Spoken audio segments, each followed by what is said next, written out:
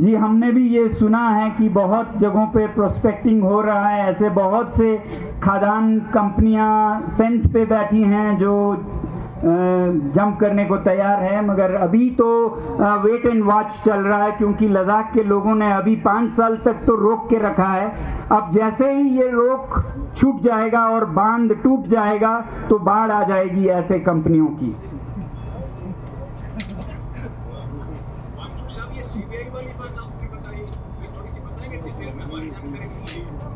जी, यही नहीं है, हम पे बहुत से दबाव डाले जा रहे हैं ताकि हम एपेक्स बॉडी से खुद ही निकल जाएं। तो उनमें से शुरू हुआ एक एफआईआर के साथ जो कि कहते हैं सेडिशन पर था, देशद्रोह पर, और सोनम वांगचुक को देशद्रोह थोड़ा समझ नहीं आता है, मगर समझ आता है अगर आप कंट्री को कंपनी और कंपनी को कंट्री की तरह देखें तो फिर कंपनी का द्रोह, देश का द्रोह शायद देखते हैं। ये असल में कंट्री द्रोह या देशद्रोह नहीं है, कंपनी द्रोह जरूर है, मगर कुछ लोग company is equal to country कर रहे हैं, तो इसे देशद्रोह बनाकर सेडिशन का चार्ज है, ऐसा मुझे बताया गया है। मुझे कभी ये एफआईआर सर्व नहीं किया गया, तो वहाँ से शुरू हुई। फिर उसके बाद जो हमारा इंस्टीट्यूट है हयाल, जिसमें लद्दाख के और देश भर के बच्चों को शिक्षा दी जाती है जलवायु परिवर्तन और विकल्पों के बारे में, जहां फीस नहीं ली जाती है, मुफ्त में दी जाती है, बल्कि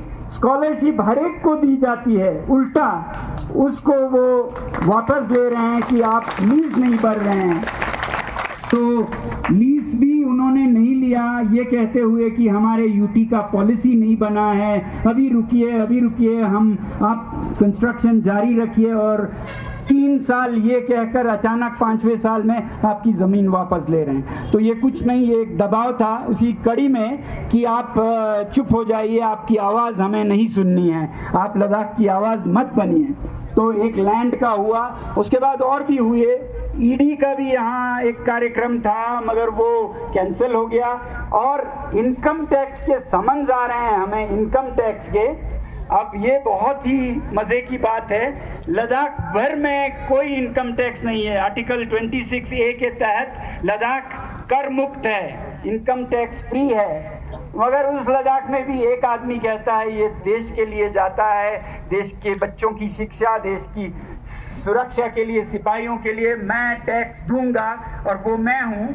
उसे वो इनकम टैक्स समन्स भेज रहे हैं कि आप क्यों इनकम टैक्स दे रहे हैं, आपको तो जेल जाना चाहिए, शायद ये कहने के लिए हो, मुझे नहीं पता है, मगर समन्स आ रहे हैं उस आदमी को जिसे टैक्स देना भी नहीं चाहिए। तो ये एक था। फिर आखिरी कड़ी में, आखिरी तो नहीं, अभी और बहुत आएंगे, मगर हर एक और रोशनी डालता है हमारे काम करने के तरीके पे।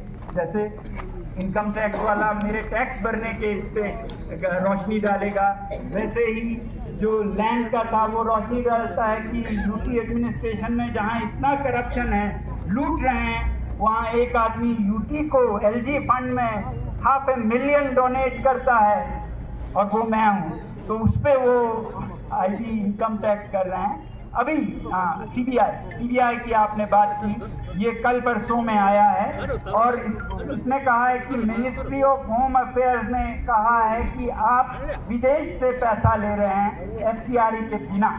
पहली बात तो ये गृह मंत्रालय के कार्य उसमें है, क्षेत्र में है, बिना सीबीआई के वो हमसे कभी भी पूछ सकते थे। आज से 3 साल पहले की बात है, आज तक उन्होंने एक सवाल नहीं पूछा गृह मंत्रालय ने।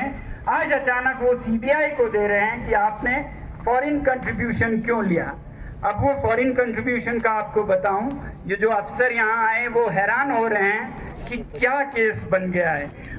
हयाल कभी फॉरेन कंट्रीब्यूशन नहीं लेता है, वो देश के दम पे जीता है। फॉरेन से वो लेता है तो अपने ज्ञान की कीमत लेता है, service fees for our knowledge, जो कि किसी भी भारतीय यूनिवर्सिटी के लिए शान का सपना है, सपना कि उनके ज्ञान को कोई विदेशी खरीदे। तो उन्होंने ये पाया इन 2 दिनों में तहकीकात में कि हयाल ने अपना ज्ञान यूनाइटेड नेशंस को दिया, यूएनडीपी को, ताकि लद्दाख के जैसे सोलर हीटेड भवन वो अफगानिस्तान में भी बना पाए, और उस ज्ञान की उन्होंने कीमत अदा की लाखों में। और उस लाखों से इन बच्चों का पढ़ाई चलता है। तो उसका उन्होंने सवाल किया है कि आपने विदेश से पैसा क्यों लिया है। इसके लिए तो अवार्ड देनी चाहिए किसी भी यूनिवर्सिटी को कि आपने भारत के लिए विदेशी मुद्रा लाया और भारत का शान बढ़ाया। तो एक ये है। दूसरा, अफसरों ने पाया कि हयाल ने स्विट्जरलैंड से लिया पैसा, स्विट्जरलैंड के एक मशहूर यूनिवर्सिटी FHNW से। वो भी हयाल का जो ज्ञान है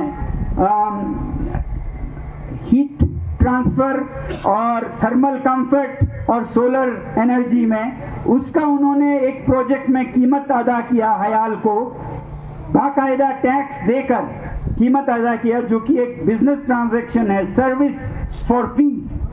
उसको उन्होंने फॉरेन कंट्रीब्यूशन बना के दिखाया और तहकीकात करवाया। उसी तरह ट्रेंटिनो फॉर तिब्बत जो इटली में है, उन्होंने हमारे ज्ञान का फीस अदा किया कि ये जो आर्टिफिशियल ग्लेशियर्स हैं वो कुछ और पहाड़ों में वो ले जाना चाहते हैं, लद्दाख और लद्दाख से बाहर, उसका उन्होंने फीस अदा किया।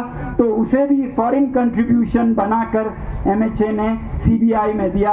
हम हैरान हैं कि MHA ने हमें क्यों नहीं पत्र लिखा और क्यों नहीं पूछताछ की 3 सालों में, और क्यों CBI का सहारा उन्हें लेना पड़ा। फिलहाल हम स्वागत करते हैं कि ज़रूर करें, लद्दाख में बहुत ज़रूरत है CBI की। यहाँ एक जना कह रहे थे कि यहाँ एक दफ्तर खोलनी चाहिए CBI की, कि आपको इतने करप्शन के केस मिलेंगे UT एडमिनिस्ट्रेशन में और लद्दाख ऑटोनोमस हिल काउंसिल में।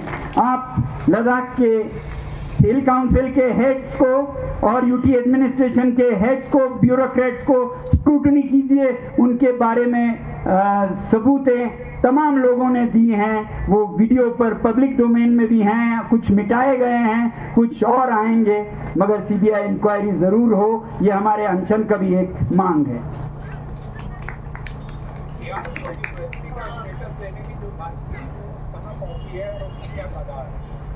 ये भी बहुत दिलचस्प बात है।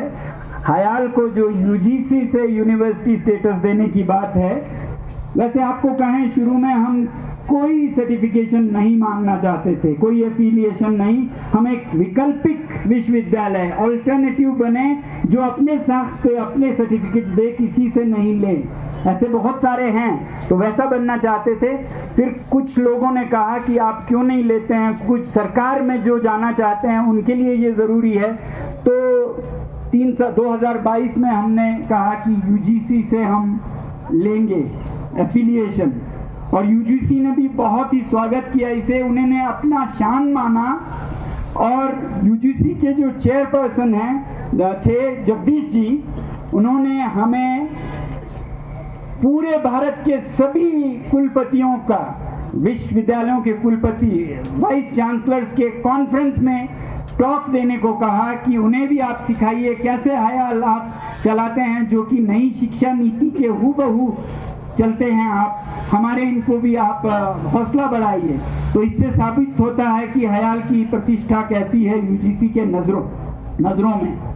मगर जो एफिलिएशन था उसको टाल मटोल करने लगे कुछ ही दिनों में और महीनों में, और अंत में हमें ये बताया गया शिक्षा मंत्रालय की तरफ से कि इसे रोका इसलिए जा रहा है कि सोनम वांगचुक 6वीं शेड्यूल की मांग कर रहे हैं। तो एक तरफ से इसे रोका गया, दूसरी तरफ से ये कह रहे हैं कि UGC आपने नहीं लिया इसलिए आपका ज़मीन वापस ले रहे हैं। ये अपने आप में हास्यास्पद वो हैं। हम आपको वो पत्र, लेटर्स हयाल के वेबसाइट पे भी मिलेंगे, हम दिखाएंगे, जिसमें UT एडमिनिस्ट्रेशन ने खुद कहा है कि there is delay in the UT newly formed UT to make a new lease policy for the UT administration, therefore you may continue construction। उन्होंने हमें नॉन इनकम्बरेंस सर्टिफिकेट तक दिया है, उसके बाद अचानक वो कह रहे हैं आपका ज़मीन वापस लेंगे, और किस वक्त कह रहे हैं उससे पता चलता है कि क्यों कह रहे हैं।